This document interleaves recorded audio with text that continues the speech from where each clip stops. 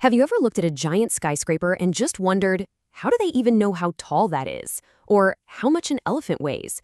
Well, you're in the right place, because over the next few minutes, we are going on a mission to turn you into a certified measurement master. So think about it. Imagine trying to build a Lego car, but with no instructions. You'd probably end up with this wobbly, kind of lopsided thing that falls apart the second you try to roll it, right? Yeah, that's pretty much what the world would be like without measurement. It's the secret superpower that helps us build, create, and really understand everything around us. All right, team, here is our mission briefing for today. We've got a bunch of challenges lined up that are going to take us from asking why we even measure things to totally mastering how to do it. So, let's get started. Just think about your day so far. Did you check the time? That's measurement. Did you pour some milk for your cereal? You were estimating a measurement. You see? From the moment we wake up, measurement is a part of almost everything we do. It's what helps our world make sense.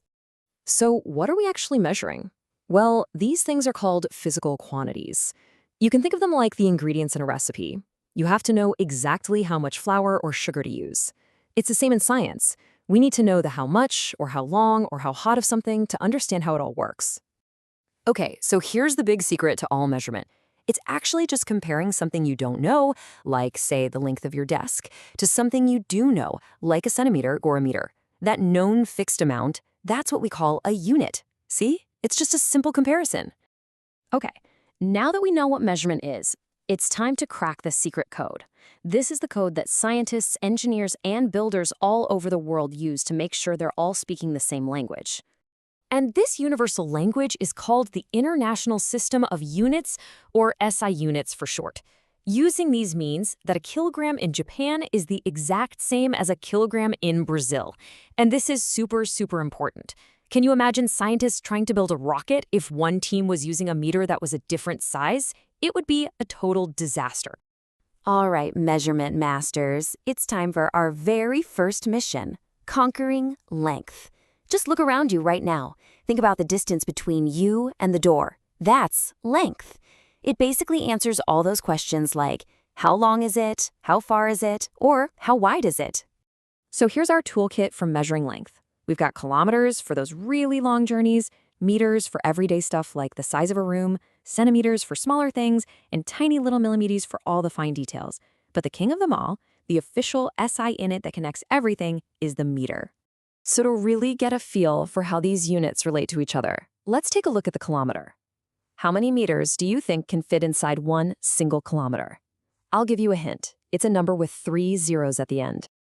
You got it, a whopping 1,000 meters. That's like running around a standard athletics track 2.5 times. It's no wonder we use kilometers to measure the distance between entire cities.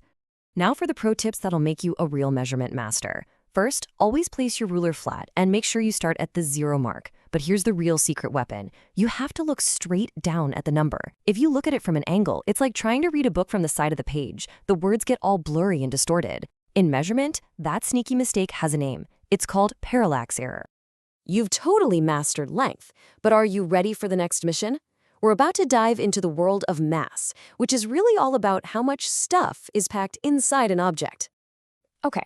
Here's a little brain teaser for you. When you step on a scale at the doctor's office, are you measuring your mass or your weight? Are they even different things?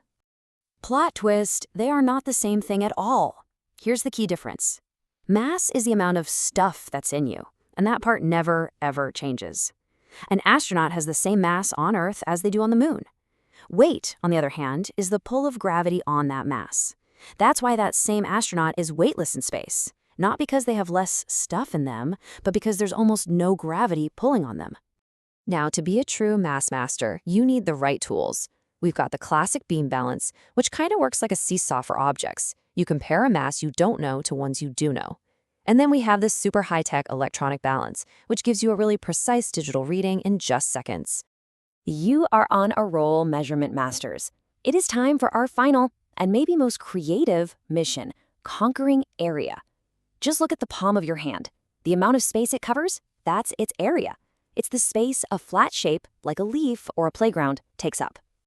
The official SI unit for area is the square meter. To picture this, imagine a giant square drawn on the floor, where each side is exactly 1 meter long. The space inside that big square is 1 square meter. How many of you do you think could lie down inside of one? But what about tricky shapes? Like a puddle or maybe your own footprint?